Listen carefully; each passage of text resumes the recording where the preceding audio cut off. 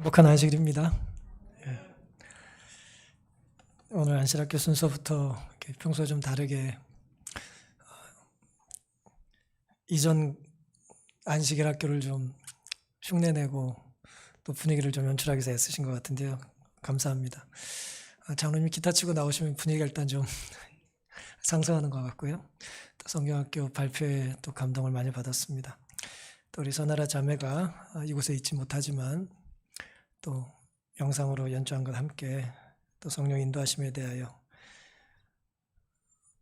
우리가 듣고 또 보고 함께 은혜 나눌 수 있도록 하나님 역사해 주셔서 감사합니다. 근데 이제 사람이 묘한 존재라요.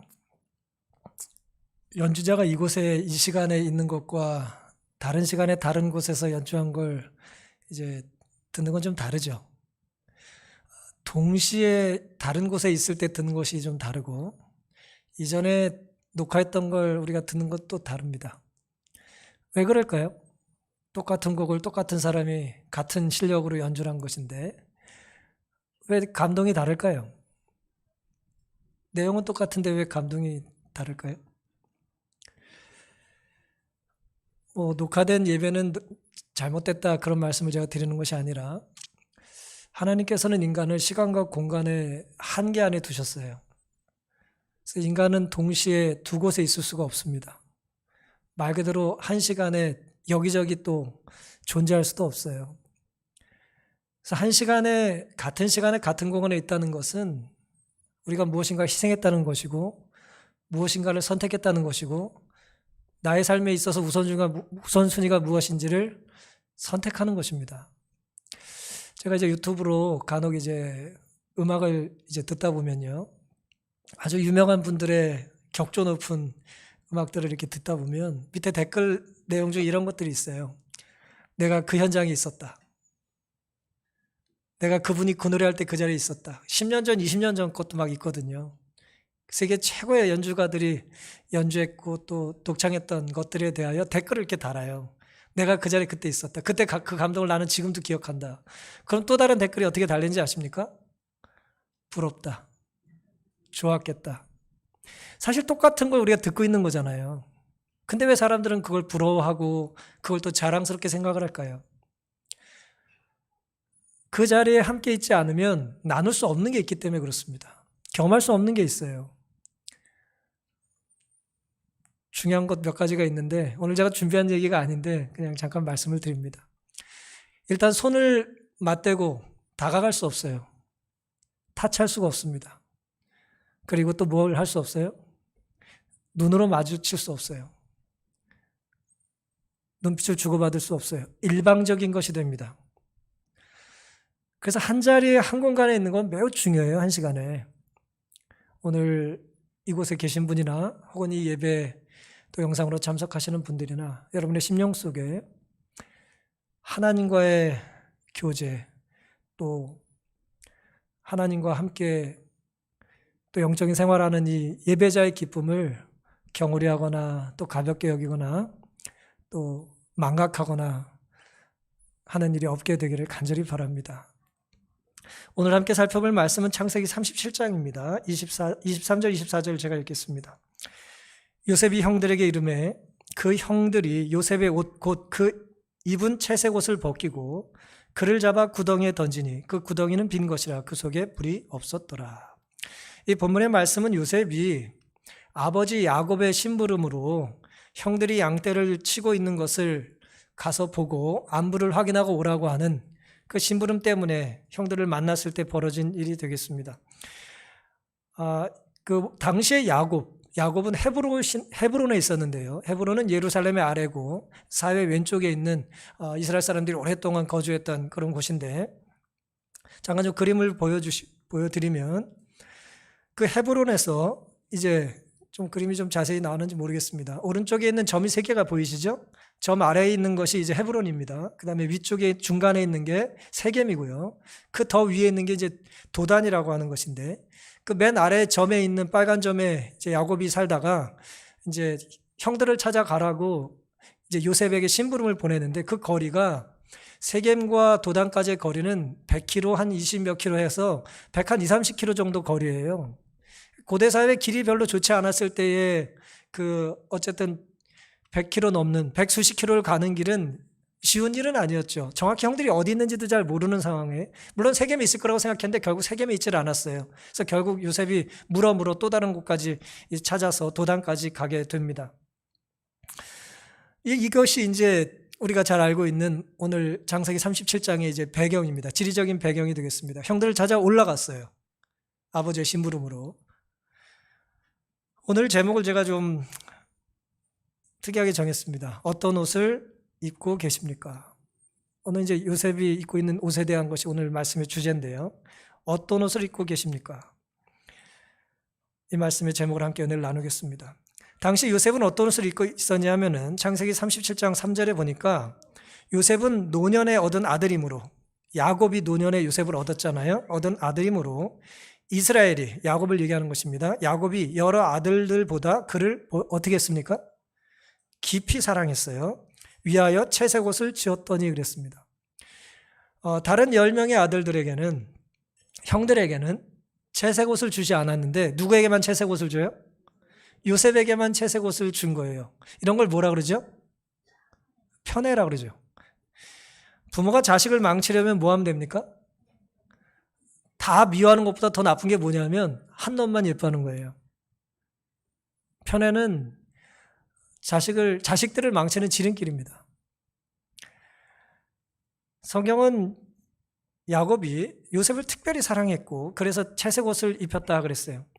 그 모습을 본 형제들이 어땠겠어요? 사람들은 다 생각이 있잖아요. 똑같이 입었을 땐 별 상관이 없었는데 갑자기 한 명만 좋은 옷을 주면 어떻게 돼요? 갑자기 내 안에 안 좋은 본성이 있다는 걸 알게 되죠. 37장 4절에 보시면 그 형들이 아비가 형제들보다 그를 사랑함을 보고 그를 미워하여 그에게 언사가 불평했다 그랬습니다. 가만히 있을 땐 상관이 없는데 갑자기 한 사람이 주머니에 있다가 사탕 하나를 한 사람에게만 주면 평소에 사탕 먹지도 않던 사람이 갑자기 기분이 나빠져요. 어차피 좋아하지도 않는 거예요.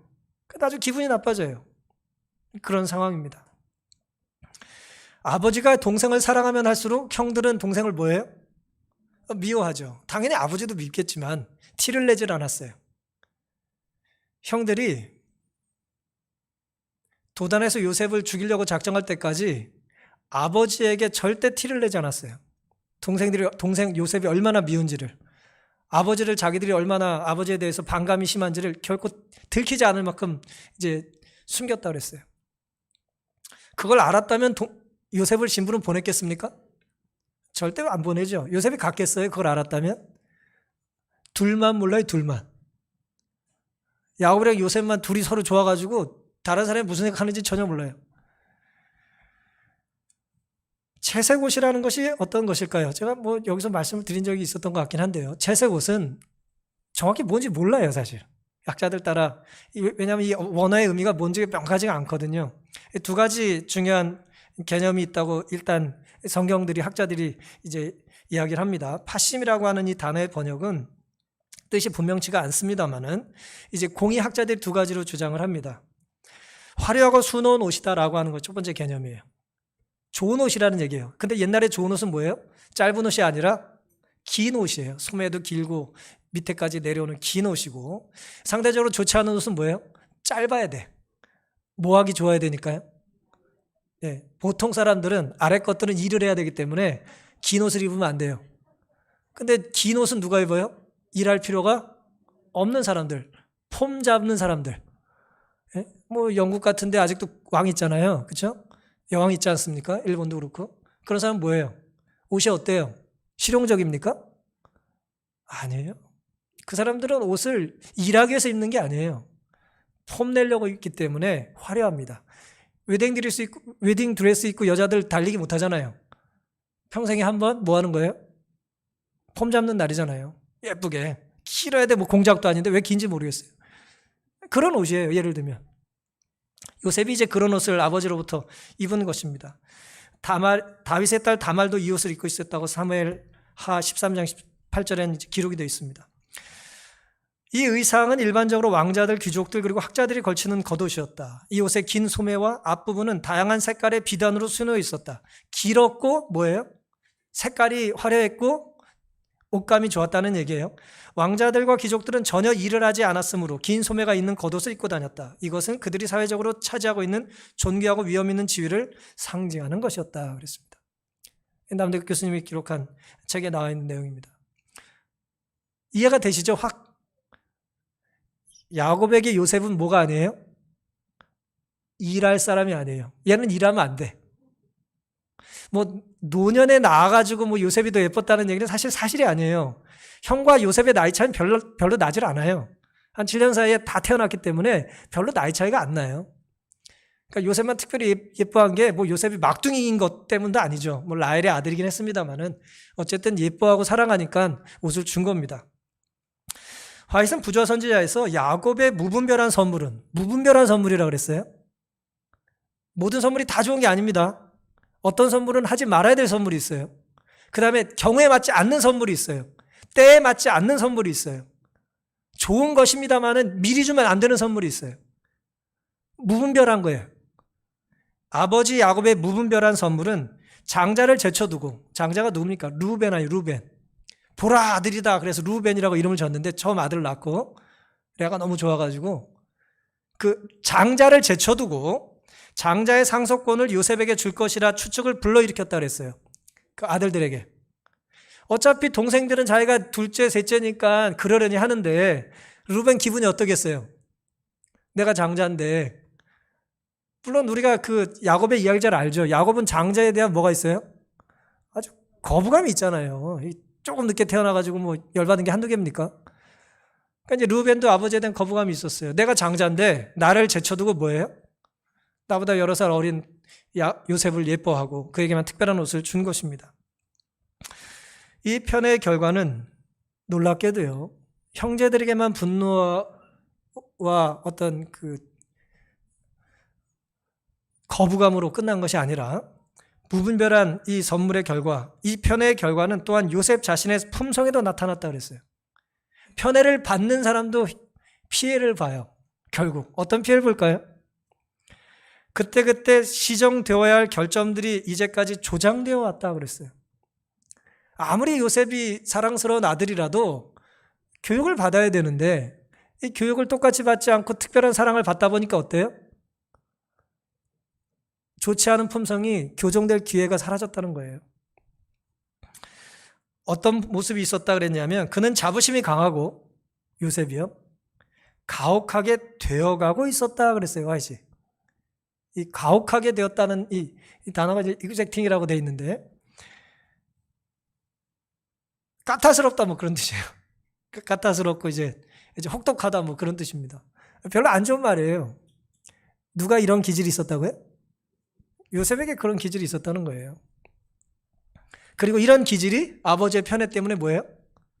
사라지지 않고 약화되지 않고 개선되지 않고 어떻게 돼요? 자꾸 조장되어 이제 고양되고 있었다는 것입니다. 사랑하는 성도 여러분, 어떤 부분에서든 특권을 누리고 있다면 요셉만 특권을 누리고 사나요? 우리도 지금까지 살면서 어떤 사람에게 혹은 어떤 상황에 어떤 곳에서 특별한 대접을 받고 살아본 적 없습니까? 뭐 없는 것처럼 다들 앉아 계시네. 이유 없이 더 많은 사랑을 받거나 뭐 이렇게 자꾸 누가 나한테 떡 자꾸 주고 그런 사람 있잖아요. 누구나 다 특혜를 받고 살아요. 편애를 받고 살아요. 누구나 다. 어떤 경우에 누군가의 관계 속에서는 그럴 수 있거든요. 그럴 때 어떤 부분에서든 누구에게서든 특권을 누리고 있다면 우리는 그 특권을 당연하게 여기면 안 됩니다. 그거 당연한 게 아니에요, 그거는. 당연하게 여길 때는 감사하지 않게 되죠. 그렇죠? 당연한 거에 뭘 감사를 해요. 특별 대우에 익숙해지겠죠? 그것이 교만입니다. 더 큰 문제는 자기 스스로 나는 특별한 대접을 받을 자격이 있다고 하는 근거 없는 자부심을 갖게 된다는 게 문제예요. 난 특별한 존재라는 거예요. 왜요? 특별한 사랑을 그 사람이 자꾸 나에게 주니까 난 특별하다고 이제 자꾸 착각을 하고 교만하게 되는 것이죠. 회개를 할까요, 안 할까요? 문제의식이 없어요. 당연하다고 느끼는 것입니다. 우리는 인도 사람들 보면 신기하지 않아요? 그 카스트 제도 보면 신기하죠. 아직도 지금 무슨 등급이 있어가지고 서로 결혼하면은 집안의 치욕이라 그러면서 가서 명예살인하고, 한국 조선 사회가 그랬어요. 그런 상황에서 자유로운 사람이 없어요. 우린 특별한 대접에 익숙한 사람들이에요. 당연하게 생각을 하는 것입니다. 누구나. 그 조직의 이제 희생양이 되는 거죠. 생각하지 않기 때문에. 야곱도 요셉도 형제도 모두 문제가 있습니까? 문제 없어요? 아버지 문제 있어요, 없어요? 문제 많아요. 요셉 문제 있어요, 없어요? 문제 있습니다. 형제들 문제 있어요, 없어요? 당연히 문제 있죠. 아버지가 문제가 있는데 자식들이 문제가 없을 리가 없죠. 문제가 있습니다. 이런 문제들을 보면 우리는 어때요? 우리와 크게 다르지 않다는 것을 생각하게 되는 것이죠. 이것이 이제 당시에 이 가정의 상황이었어요. 요셉이 채색옷을 입었던 그런 상황들. 자기가 선택한 것이 아니라 아버지가 자기에게 준 것이죠. 요셉이라고 하는 이 한 사람의 정체성이 아버지의 옷으로 이제 규정이 된 것입니다. 처음에는 없어도 살았는데 이제는 채색옷 없으면 살아야 못 살아요. 못 살게 되는 것이죠. 아버지가 요셉 없이 못 사는 것처럼 요셉은 채색 없이 못 사는 존재가 된 거예요. 반대로 형제들은 어때요? 채색옷 입고 돌아다니는 저놈과 함께 살 수가 없게 된 것이죠. 티를 내지 않고 살았으니 얼마나 힘들었겠어요. 그러다가 드디어 일이 벌어집니다. 아버지의 심부름으로 동생이 120 킬로가 되는 곳에 이제 형들에게 안부를 묻기 위해서 왔어요. 37장 18절입니다. 창세기. 요셉이 그들에게 가까이 오기 전에 멀리서부터 와요. 티가 나요, 안 나요? 걸음걸이부터 다르거든요. 옷이 색깔이 다르고 멀리서 알아봤어요.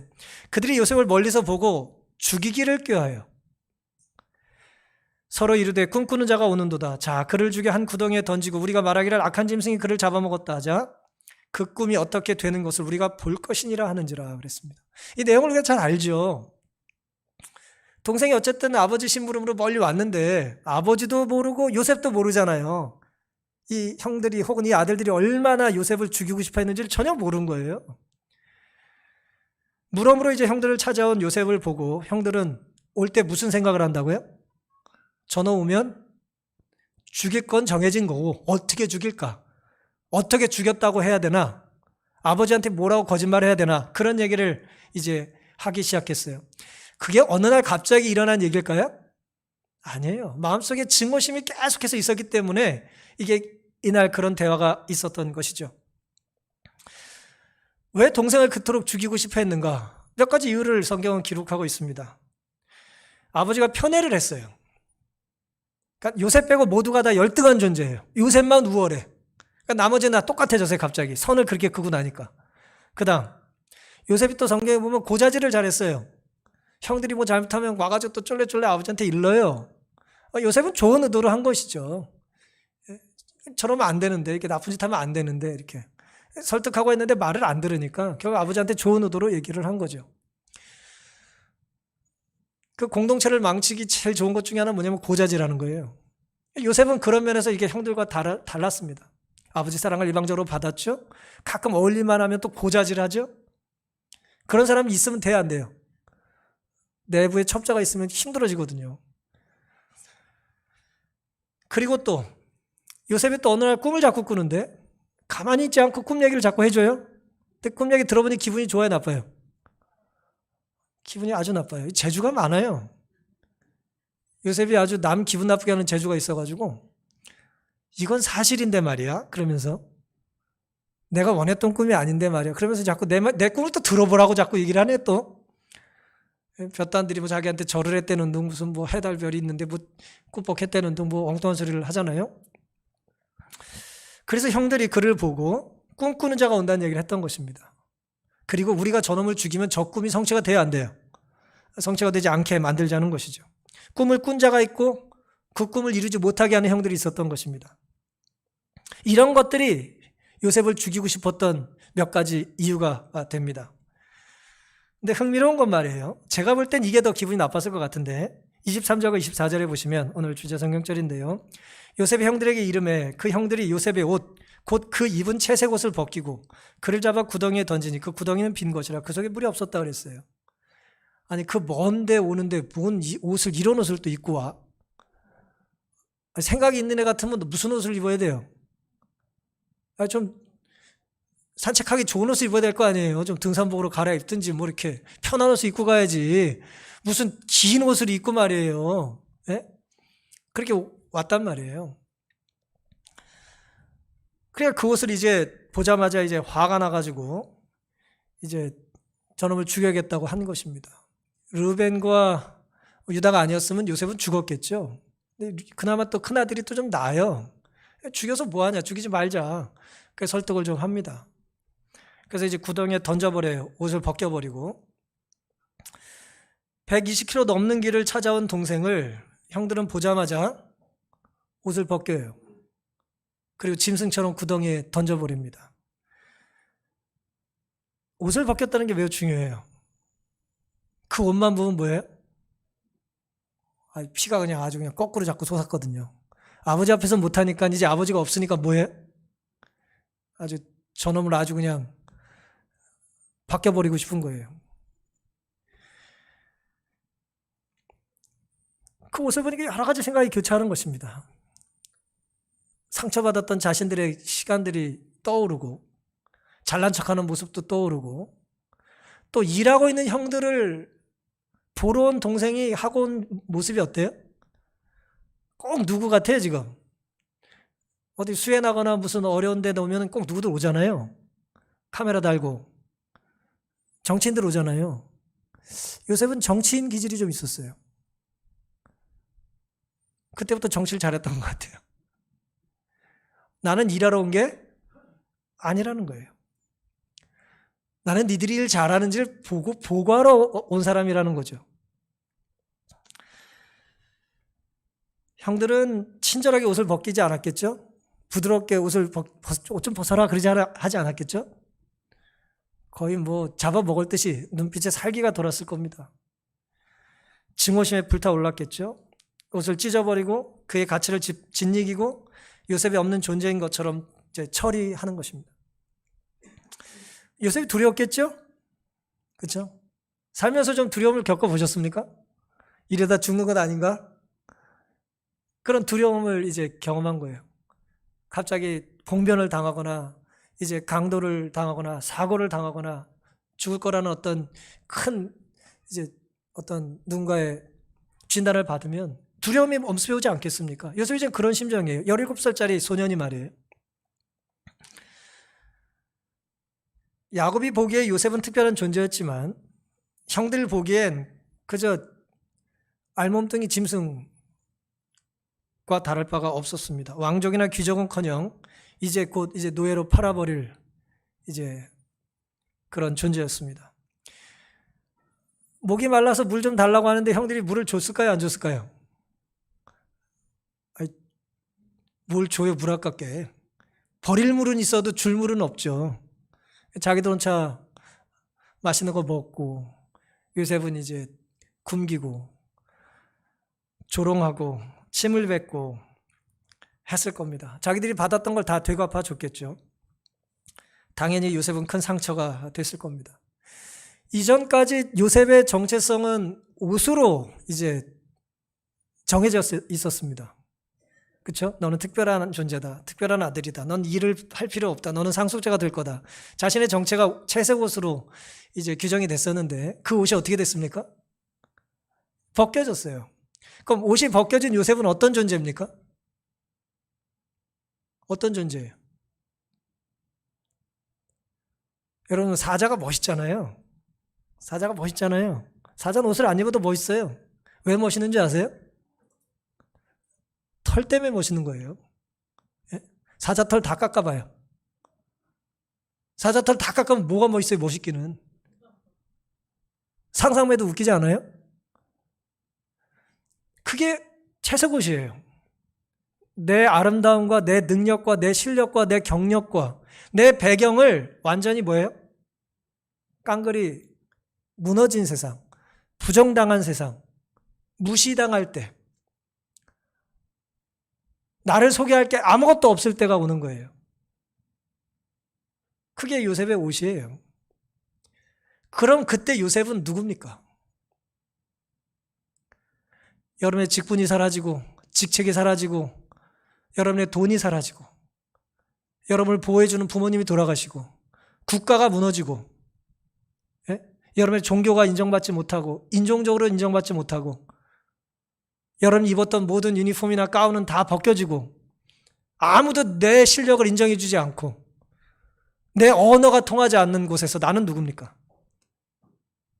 그게 지금 요셉이 경험했던 좀 실존적인 문제였어요. 나 빼고 다 친해요. 남들은 웃고 있습니다. 내가 울고 있는데 내가 우니까 남들은 다 좋아해요. 따돌림을 당하고 거절을 받은 것입니다. 채색옷이 벗겨졌을 때 나는 누굽니까?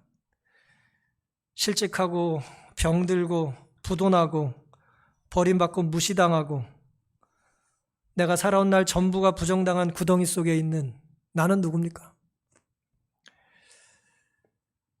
인간은 두 종류의 욕망이 있다고 그래요. 비범해지고 싶은 욕망이 있답니다. 비범해지고 싶은 거예요. 저도 그랬어요. 아이들 낳고 나면 이놈이 혹시 천재가 아닌가 뭐 이렇게. 비범에 대한 갈망이 있어요. 그렇죠? 근데 비범한 사람들 물어보면 또 뭘 원해요? 난 좀 평범했으면 좋겠다는 거예요. 기분 엄청 나쁘게 또 잘난 척 하잖아요. 나는 그냥 보통 사람이면 좋겠어. 왜 이렇게 난 똑똑한 거야? 예? 타고난 재주 때문에 너무 힘들어요. 눈을 뜨고 타고났더니 왕자래 나보고. 그냥 평민이 되고 싶은 거예요. 뭐 세계사에 그런 문학과 뭐 그런 얘기는 얼마나 많습니까? 그렇죠? 왕이 무슨 거지가 되고 싶은 얘기 뭐. 너무 예쁜 여자가 뭐 난 그냥 별로 안 예뻤으면 좋겠고 뭐 그런 사람들. 난 양반인데 양반이 아니었으면 좋겠고 말이에요. 신분사회에 그런 얘기가 참 많아요.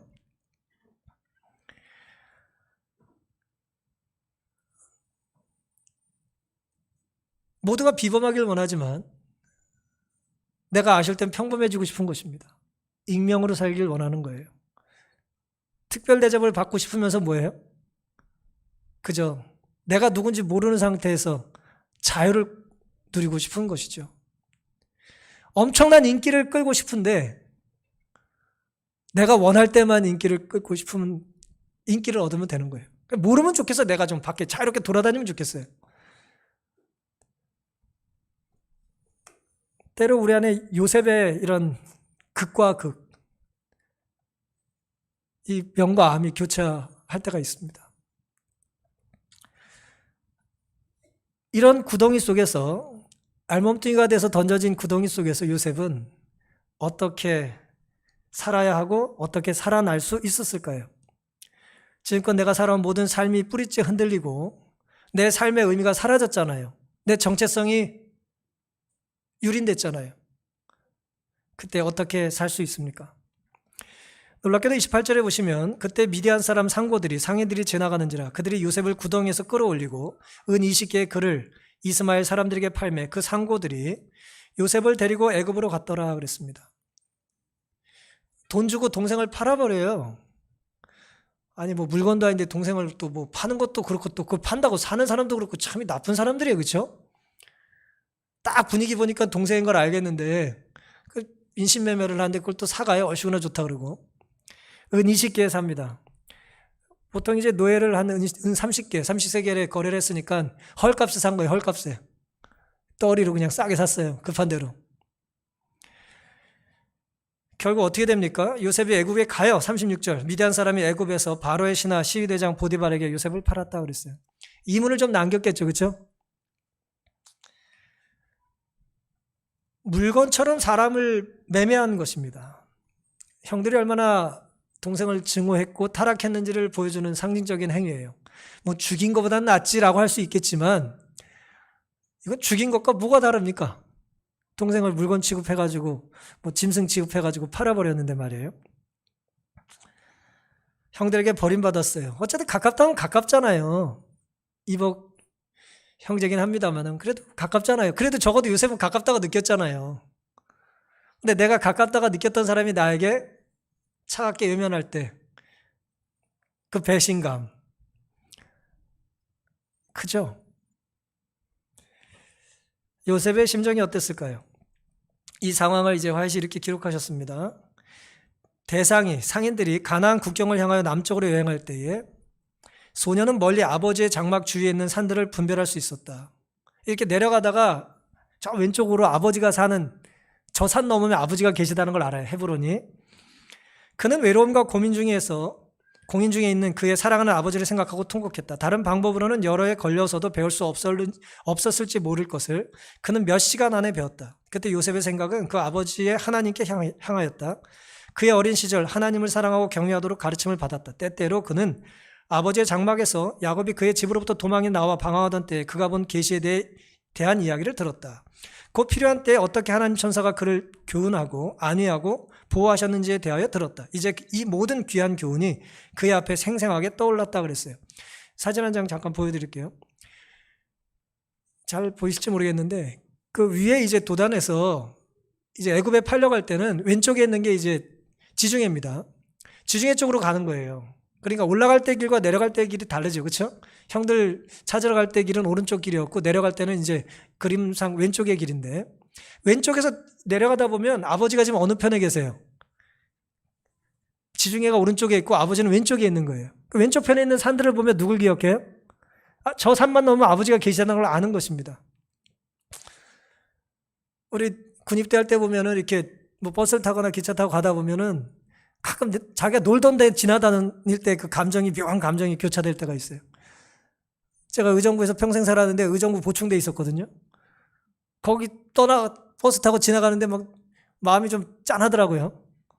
어디로 갈지도 모르는데 내가 이게 2년 넘게 이제 군대에 있어야 되니까 묘한 감정이 있는 것이죠. 요셉의 심정이 그랬다는 거예요. 하지만 그는 뭘 기억했어요? 아버지가 알려준 하나님을 기억했다 그랬어요. 이게 중요합니다.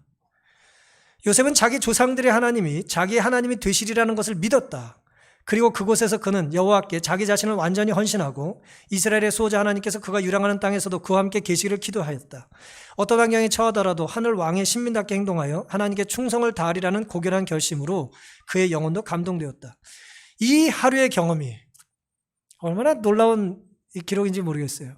이 하루의 경험이 요셉의 생의 전환점이 되었다 그랬어요.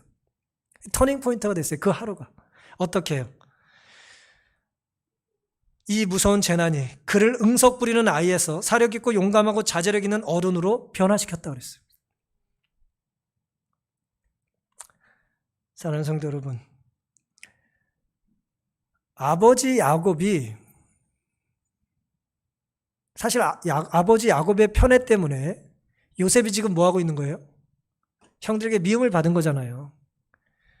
하지만 놀랍게도 요셉은 아버지를 원망하거나 아버지의 왜곡된 잘못된 교육의 희생으로 자기가 노예로 팔려가는 것을 한탄만 하지 않고 그 아버지가 알려준 누굴 붙잡아요? 하나님을 기억하고 붙잡은 거예요. 이게 중요합니다. 부모는 완전하지 않아요. 세상 어느 교사도 완전하지 않습니다. 세상 어느 어른도 그저 몇 년 먼저 태어났다는 것 때문에 완전하지 않아요. 하지만 그 불완전한 사람의 불완전한 삶에서 때로 증오와 편애와 다툼과 시기와 질투를 조장하는 부모라 할지라도 단 하나의 이유 때문에라도 우리는 하나님을 붙잡고 아무리 힘든 어려움도 극복할 수 있어야 되는 것이죠. 그게 뭡니까? 우리가 배운 하나님이 그 힘이 되신다는 거예요. 그래서 나에게 다른 어떤 거 물려주지 않아도 채색어 주지 않았어도 물질을 많이 주지 않았어도 보란듯 대단한 혈통으로 나에게 주지 않았다 할지라도 하나님 한 분 알려주셨다면 전부를 주신 겁니다. 전부를 주신 거예요. 요셉은 그것을 기억했고 그대로 따랐어요. 야곱이 정말 잘했던 거 하나는 요셉에게 자신이 만난 하나님을 들려준 것입니다. 놀랍게도 야곱은 요셉에게 줬던 편애와 함께 하나님에 대한 교육으로 요셉은 이 시련을 극복할 수 있었던 것이죠. 아버지가 준 채색 옷은 뺏겼지만 아버지가 주신 하나님은, 알려주신 하나님은 빼앗기지 않았어요. 누구도 뺏을 수 없었습니다. 여러 해 걸려도 배울 수 없는 것을 요셉은 그날 몇 시간 만에 배웠다 그랬죠? 그리고 그날 하루, 그 하루의 경험이 요셉의 생에 전환점이 됐다 그랬죠. 여러분, 우리 살아온 날들을 되돌아볼 때 당신은 왜 이 길을 가기로 했습니까? 당신은 왜 그런 꿈을 꾸게 됐습니까? 라고 묻으면 우리가 몇 년, 몇십 년을 얘기하지 않잖아요. 뭘 얘기해요? 그날 하루 나에게 어떤 일이 있었는지에 대한 특별한 하루를 얘기합니다. 우리는. 그때 그 만남, 그분의 그 가르침, 그 밤의 그 울부짖음이 나를 이렇게 이 길을 가게 했다고 우리가 말하는 거예요. 하루는 결코 짧은 시간이 아닙니다. 우리가 하나님을 붙잡고 산다면 그 하루는 그 사람의 일생을 결정할 수 있게 되는 것입니다. 이 교회가, 우리의 예배가, 우리가 드리는 이 짧은 예배들이, 예배 시간이 물리적으로는 짧다 할지라도 이 짧은 시간을 통해서 우리가 살아계신 하나님을 경험하고 우리의 시련과 어려움을 극복할 수 있기를 다짐하고 결심하는 성령 충만한 시간이 될 수 있기를 간절히 바랍니다. 지금 혹 힘든 시기를 보내고 계시다면 어떤 성장은 반드시 고통을 통해야 되는 성장이 있어요. 우리가 그래서 성장통이라고 그러잖아요. 어떤 성숙은 반드시 상처가 나야 되는 성숙이 있는 것 같습니다. 개인도 그렇고 상처 없는 독수리가 없다는 말처럼 날개를 베어는 어떤 날짐승도 상처가 없을 수 없습니다. 우리에게 믿음의 비상이 필요할 때예요. 때로 우리가 감수해야 될 상처가 있다면 믿음으로 하나님의 이름을 붙잡고 상황을 보지 말고 하나님을 바라보고 사람의 말에 상처받지 말고 말씀 속에서 위로와 힘을 얻게 되시기를 간절히 바랍니다. 제가 시를 자주 읽지는 않는데요.